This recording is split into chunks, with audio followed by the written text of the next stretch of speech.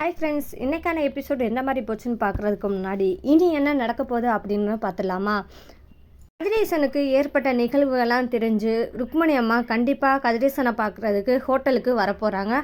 அது மட்டும் இல்லாமல் ருக்மணி அம்மா இந்த மாதிரி செயலை செஞ்சவங்க நல்லாவே இருக்க மாட்டாங்கன்னு திட்டவும் போகிறாங்க. இந்த செயலை செஞ்சவங்க யாருன்னு உங்களுக்கு தெரியுமா தம்பியா அப்படின்னு ருக்மணி அம்மா கேட்க போகிறாங்க.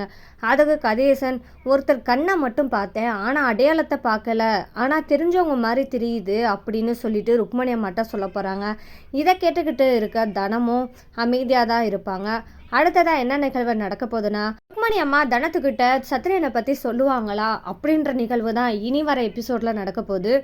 மட்டும் இல்லாமல் தனத்துக்கு சந்தேகம் வர ஆரம்பிக்க போகுது. இந்த செயலில் ஈடுபட்டிருப்பது கண்டிப்பாக சத்ரியனா இருக்கலாமா அப்படின்ற சந்தேகம் எழும்ப போகுது. இது எந்த மாதிரி இனி கொண்டு வருவாங்கன்றதா இனிமேல் வர எபிசோடில் தெரிஞ்சுக்கலாம்.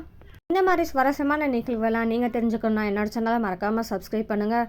இன்றைக்கான எபிசோடு எந்த மாதிரி போச்சுன்னு பார்க்கலாமா? சத்ரியன் இரவு முழுவதுமே தன்னோட நண்பர்களுடன் இருந்துட்டு என்ன பண்ணுறாங்கன்னா, காலையில் எழுந்து ருக்மணி அம்மா வீட்டுக்கு கிளம்புறாங்க. கிளம்புனதுமே அங்கே போனால் என்ன பண்ணுறாங்கன்னா, மரகதம் என்ன சொல்கிறாங்கன்னா, தம்பி நீ உன் சட்டையை கழட்டி போட்டு நான் துணி துவைக்கணும் அப்படின்னு சொல்கிறாங்க. சரி சித்தி அப்படின்னு சொல்லிட்டு தன்னோட சேட்டை கழட்டி கொடுக்குறாங்க.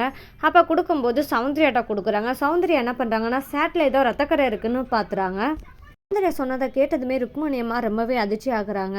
அந்த இடத்துல சத்ரியன், அது ரத்தம் கிடையாது குங்குமக்கரை அப்படின்னு சொல்லவுமே அப்போ ருக்மணி அம்மா கேட்குறாங்க, உன் சட்டையில் எப்படி குங்குமக்கரை வரும்? அப்படியெல்லாம் இல்லைம்மா, இது குங்குமக்கரையே இல்லை அப்படின்னு சொல்லி சௌந்தர்யா அடித்து சொல்கிறாங்க. பாருமா, இது ரத்தக்கரை தான் அப்படின்னு சொல்லி சொல்கிறாங்க. அந்த இடத்துல தான் ருக்மணி அம்மா, எனக்கு ரத்தக்கரைக்கும் குங்குமக்கரைக்கும் எனக்கு தெரியாதா வித்தியாசம் அப்படின்னு சொல்லி கேட்குறாங்க ருக்மணி அம்மா. அப்போ தான் யோசிச்சு என்ன சாக்கு சொல்லலாம் அப்படின்னு சொல்லிட்டு யோசிச்சு என்ன சொல்கிறான்னா, ஆமாம்மா, நேற்று ஃப்ரெண்ட்ஸோட படிக்க போகும்போது இடையில ஒருத்தருக்கு ஆக்சிடென்ட் ஆயிடுச்சு, அவர் ஆம்புலன்ஸில் தூக்கி விடும்போது அவரோட ரத்தக்கரை பட்டிருக்கலாம் அப்படின்னு சொல்லிட்டு சமாளிக்கிறான் சத்ரியன்.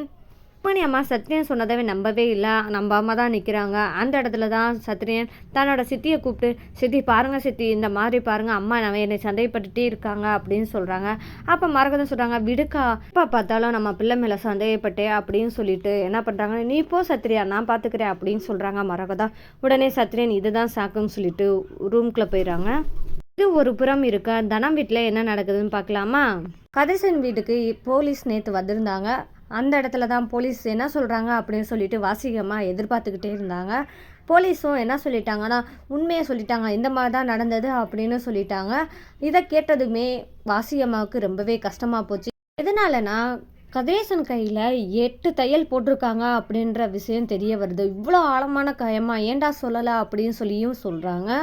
தெரிஞ்ச வாசுகி அம்மாவுக்கு ரொம்பவே கோவம் வருது. அதனால என்ன சொல்கிறதுன்னு தெரியாமல், போன வாரமெல்லாம் நல்லா தான் இருந்த, இந்த வாரத்தில் யார் வந்த நேரமோ என்னமோ இந்த மாதிரிலாம் ஆகிட்டுருக்கு அப்படின்னு சொல்லிட்டு தனத்து மேலே குறை சொல்ல ஆரம்பிச்சிட்டாங்க. ஆனால் வாசுகி அம்மா சொன்னதை கொஞ்சம் கூட பொருட்படுத்தாமல் அமைதியாகவே இருக்காங்க. பரவாயில்ல, பேசட்டும் அப்படின்ற அளவுக்கு இருக்காங்க.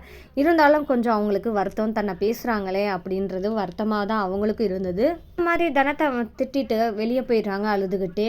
உடனே அம்மாவை சமாதானப்படுத்த போனோம் அப்படின்னு சொல்லிட்டு கதிரேசன் வெளியே வராங்க. அம்மா கிட்டையும் பேச ஆரம்பிக்கிறாங்க.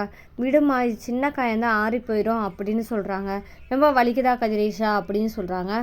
ஆமாம்மா பரவாயில்ல, 2 வாரத்தில் சரியாயிரும் அப்படின்னு சொல்லி கதிரேசன் சொன்னதை கேட்டதுமே வாசி அம்மாவுக்கு ரொம்பவே வருத்தமாக போச்சு. அப்போ உடனே திட்ட ஆரம்பிக்கிறாங்க. தனத்தை தான் வச்சு திட்ட ஆரம்பிக்கிறாங்க. இவன் வந்த நேரம் தான் என் பையனுக்கு உயிருக்கு ஆபத்து வர மாதிரி ஆயிடுச்சு, அது மட்டும் இல்லாமல் எங்கள் பொழப்புமே கெட்டுப்போச்சு அப்படின்னு சொல்லிட்டு சொல்கிறாங்க வாசுகியம்மா. அதுக்கு கதிரேசன் சொல்கிறாங்க, நான் பண்ணதுக்கு தனமா என்னம்மா செய்ய முடியும்?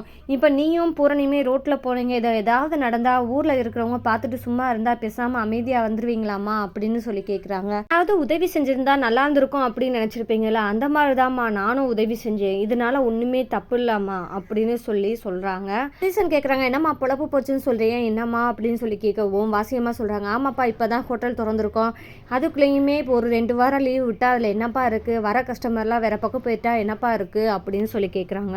இதை கேட்ட டக்ளஸ் மாமா பதில் சொல்கிறாரு, ஏங்கா கவலைப்படுற, நான் இருக்கேன், பூரணி இருக்கா, அது மட்டும் இல்லாமல் தனமும் இருக்காங்க, ஆக மொத்தத்துக்கு நாங்கள்லாம் இருக்கும்போது எதுக்குக்கா நீ கவலைப்படுறா அப்படின்னு சொல்லிட்டு டக்ளஸ் கேட்குறாங்க. உடனே வாசியம்மா சொல்கிறாங்க, இவ வந்து என்ன செய்ய போகிறா, அது மட்டும் இல்லை ஹோட்டலோட நம்ம டேஸ்ட்டுக்கு வருமா அப்படின்னு சொல்லி கேட்குறாங்க. ஏன்க்கா நீ வேற, நேற்றே தனம் நம்ம ஹோட்டலில் வேலை பார்க்க வந்துட்டாங்க, அது மட்டும் இல்லாமல் நேற்று நம்ம சமையலை விட ரொம்பவே டேஸ்ட்டாக பண்ணியிருந்தாங்கன்னு எல்லா கஸ்டமரும் சொல்லிட்டு போனாங்க, உனக்கு தெரியுமாக்கா அப்படின்னு சொல்லிட்டு டக்ளஸ் சொல்லவுமே இதை கேட்ட வாசுகி, இது எப்போ நடந்துச்சு, இது என்கிட்ட சொல்லவே இல்லையேன்னு வாசுகி கேட்குறாங்க. அதுக்கு கதிரேசன் வாசுகி அம்மாட்ட என்ன சொல்கிறாங்கன்னா, ஆமாம்மா நேற்றே வந்துட்டாங்க அப்படின்னு சொல்கிறாங்க. இது ஏன்டா என்கிட்ட சொல்லலாம் அப்படின்னு கேட்டதில், நேற்று நடந்த சூழ்நிலையில் சொல்ல முடியலம்மா, அதை தான் சொல்லலாம்னு நினைக்கிற இடத்துல தான் இந்த மாதிரி நடந்துருச்சு அப்படின்னு தன்னோட சூழ்நிலையை சொல்கிறாரு கதிரேசன். டக்ளஸ் அண்ணனும் என்ன சொல்கிறாங்கன்னா, தனத்துக்கிட்ட கேட்குறாங்க, ஏமா தனம் நீ வந்து ஹெல்ப் பண்ண மாட்டியா அப்படின்னு சொல்லி கேட்குறாங்க. உடனே தனம் யோசிக்கிறாங்க, வாசிங்கம்மா ஏதாவது சொல்லுவாங்கன்னு சொல்லிட்டு. அடுத்தது வற்புறுத்தி டக்ளஸ் கேட்கவுமே தனம் ஒத்துக்கிட்டாங்க.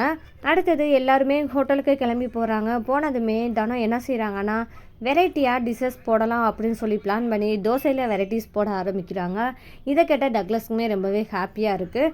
அது மட்டும் இல்லாமல் கதிரேசன் இந்த மாதிரி தனத்தோட செயல்கள் எல்லாம் பார்த்து ரொம்பவே ஆச்சரியப்படுறாரு. அது மட்டும் இல்லாமல் சந்தோஷமும் படுறாரு. வர எபிசோடில் தனத்துக்கிட்ட ருக்மணி அம்மா சதுரியனை பற்றி சொல்லுவாங்களா அப்படின்றது தான் இனி வர எபிசோடில் பார்க்க போகிறோம். இந்த சுவாரஸ்யமான நிகழ்வுகள்லாம் நீங்கள் தெரிஞ்சுக்கணும், என்னோட சேனலை மறக்காமல் சப்ஸ்கிரைப் பண்ணுங்கள். இந்த வீடியோ பிடிச்சிருந்தா மறக்காமல் லைக் பண்ணி தெரிவிங்க. வரும் சுவாரஸ்யமான நிகழ்வுகளுடன் மீண்டும் சந்திப்போம்.